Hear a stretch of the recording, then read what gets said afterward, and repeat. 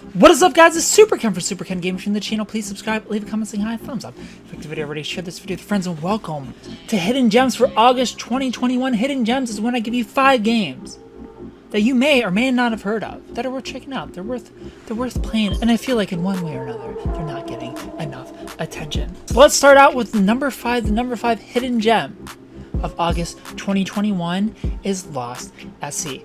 Lost at Sea has a Metacritic score of nothing. There's no Metacritic score yet. This game has not been covered enough, but I gave it a 7.5 out of 10, which is between good and great on my scale.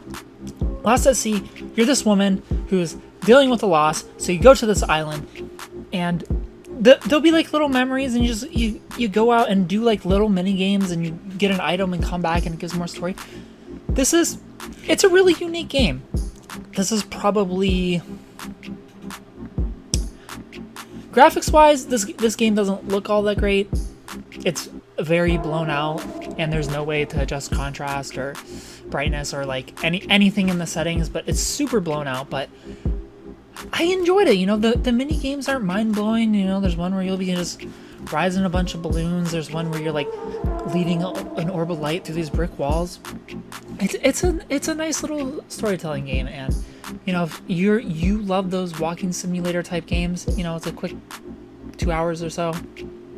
You know, just as always, the reviews to these games are down in the comment section below or the description if you want to check out the review before you pick any of these games up. And my number 4 hidden gem for the month is Omno. Omno has a Metacritic score of 82.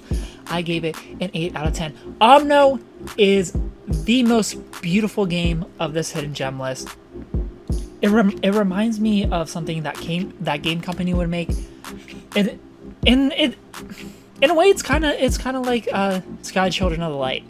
You know, like you can like surf on your little staff, but basically this is in a way it's not a collectathon, but in a way it's kind of a collectathon. You know, you'll go into this area, and there'll be a bunch of orbs, and you just have to choose three orbs to go around and collect. You'll be solving environmental puzzles. To collect these orbs, you collect 3, you do a larger puzzle to move on to the next section, and there's like these creatures, and you know, you're accompanied by this little green guy.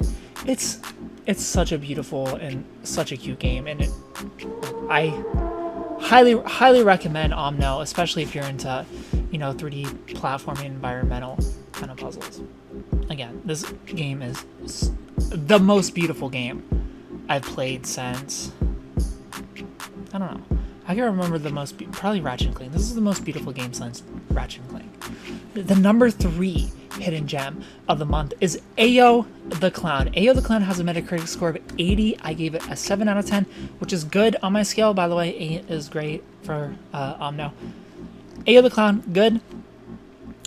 This game is probably the biggest surprise of the month. You know, so what I like to do when I review games is, you know, I'll look at the trailers of, you know, games coming out, and I'll be like, okay, this game looks cool, I want to cover this. Or the developer will email me, be like, hey, our game's coming out in a month or next week, you want a code, yes or no kind of thing. But with Ayo the Clown, I watched the trailer, and I'm like, you know, this game doesn't look like it's that good, but it looks enjoyable enough. You know, I love me some Mario platformers, and this game blew my expectations out of the water. There's so much polish, so much care in Ayo the Clown. You know, it's like a Mario game was built inside of the a little Big Planet level creator. So it's like it doesn't feel like its own thing, but I don't care. You know, it's so fun to play. It feels so polished. You know, it's like a little board game that you're walking around, and each section there's like a new theme, and it's not like just, okay, here's a new skin, now all of a sudden you're in a circus, now it's, you know, oceanic. Like, it doesn't do that. Like, there's new mechanics, you'll unlock new abilities to play. Again, there's like a new mechanic within each of the sections. It blew my mind, because you'll start playing this and be like, oh, this is a cute little platformer game for kids, and you're just hopping on frogs. Okay, and then you learn the ability to jump. Like, okay, now I'm, you know, more Mario. Then you get this balloon. It's like, okay, now, you know, we're collecting stuff, and it gets challenging. It gets more challenging as you go. If you're a platformer fan, like Ayo the Clown is the platformer of the month for you guys to check out this month. And my number two hidden gem for August 2021 is Last Stop. Last Stop has a Metacritic score of 71. I gave it an 8.5, which is in between great and amazing. Now here's the thing. A lot of people have issue with Last Stop. It is getting review bombed by users mostly. And the reason that is because Last Stop isn't really a game. Okay? Like, it is a game, but it's not. It's more so like an interactive movie, but it's more interactive than, say, like Bandersnatch, you know what I mean? Like, but it's also less interactive than a Telltale game, but it's essentially a Telltale game. You know, you do chapters of each of the three characters. There's 3 different characters, and then, you know, you finish the chapters, and then you get chapter 2 of each of the characters. So you go through that way until you get through the entire story. There's 3 different stories, and they're so varied in their feel. The first one's very humor. 2 dads switch bodies. Like, oh no, I have a daughter. This is weird. How are we gonna do this? Did I say 2 dads or 2 dudes? 2 dudes switch bodies. You know, one's got a daughter. You know, one's some gamer guy, and they switch bodies. Like, how are we gonna live life? How are we gonna fix this? If we can't fix this, can we, you know? It's very comedy heavy, you know, the comedy relief of the game. Then there's the second story of this woman having marriage problems, but she's also, you know, in this government agency. And, you know, you're this, like, stone cold killer, you know. And then, so, you know, you get some sci-fi government kind of stuff there, which I'm not really into, but this story I was into. Same with my girlfriend. She's watching me. She's like, she couldn't stop watching. It's like a good, you know, 6-hour movie. Like, movies in general, like, it's hard for me to watch a movie and for a movie to keep my attention this way. So this game story tells better than movies do in a lot of ways. And then this third story, you know, you're this teenage girl. I'm pretty sure she's teenage. This teenage girl who, you know, she's with her friends, and one of her friends are like, hey, this dude keeps bringing back girls to his house, but they never come out. So they, like, investigate, they follow him around. So it's like more of like a mystery, like a murder mystery thriller kind of story. So you got the murder mystery thriller, you've got the, you know, love story meets government, and then you have the goofy fun, you know, body switch Freaky Friday comedy. And I love Last Stop. And again, it's getting review on basically because it's not a game, but it's interactive enough to be a game, and I think it's great. And again, this, even if it's not a game, the storytelling here is better than most movies, and it's 6 hours long, not 2 hours. So snatch it up. You know, 2 hours, like, each one's a movie, 2 hours each. There you go. And finally, my number 1 hidden gem of the month. Oh, but back to Last Stop before we get to the number 1 hidden gem of the month. My only issue is, to the point of, this isn't a game, this is less interactive than Telltale, is like, your choices don't really feel like they matter. Like, I'm exaggerating when I say this, but kind of not really. You'll get like 3 choices, and it'll be like, yes, sure. You know what I mean? Like, they're all yes. It's like, it doesn't really matter what I'll say. Like, it's almost as if they're gonna say what they want no matter what, kind of thing. Like, there's rare instances where it's like the complete opposite, but it doesn't change the story at all. There are 2 different endings for each character, but that's literally the last choice you make. You want ending 1 or ending 2. It's like at that end, so nothing you do leading up changes that ending at all, which, you know, it sucks, but hey, I still enjoyed it. But my number 1 hidden gem of the month that you guys need to play this month, if you haven't played it yet, Pokemon Unite. Pokemon Unite is a free-to-play game on the Nintendo Switch. It's eventually coming to, you know, mobile phones.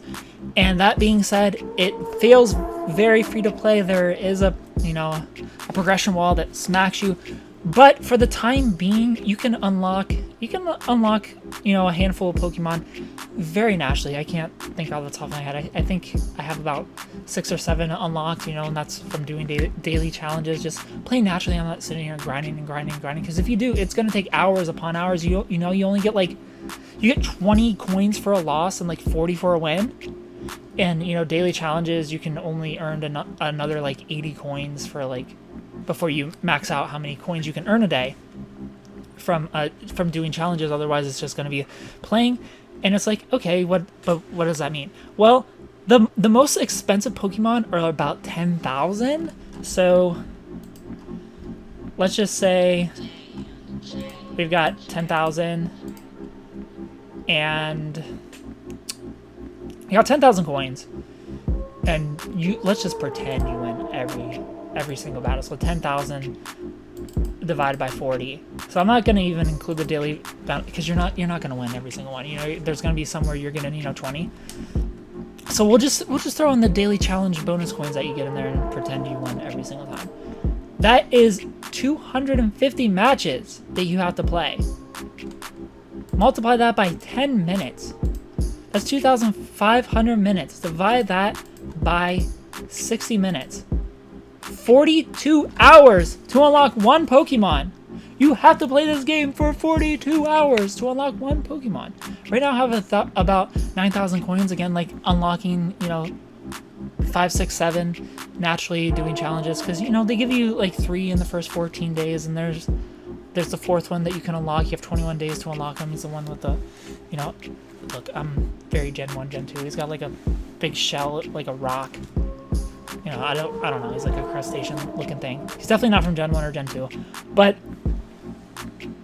you can do the challenges. You have 21 days to unlock him. I'm very close. I just have to get to level 13. I'm more than halfway through. But I don't play this game every day. I'll play like, I'll get my two wins a day, and that's it. Then I'm out, get my bonus coins, I'm out of there. But just the fact that you have to play this game for 42 hours to unlock one Pokemon is ridiculous. But that is, and they're obviously doing that because microtransactions. They want you to give them money. But I go into my review of how ridiculous that asking price and everything is. I feel like they need to at least make it 100 coins for a win, 50 for a loss, especially in ranked. At least in ranked, bump it up to 50, 100. But thank you guys so much for watching. Subscribe to the channel. Follow me on Instagram at Superken Gaming. Let me know your hidden gems that you think I should play or review down in the comment section below. 5 games a month. You can play that. Thanks for watching, and of course we got it out early this month. I've been releasing hidden gems at the end of the month. You're like, oh no, I have a week to play these 5 games. Now you have the whole month. It's August 4th, all right? Maybe I post this August 5th, but I don't know. We'll see when I post this. Maybe this will go live August 5th. It's August 5th. You can play these 5 games. Thanks for watching, of course. And one of them's free. Stay beautiful.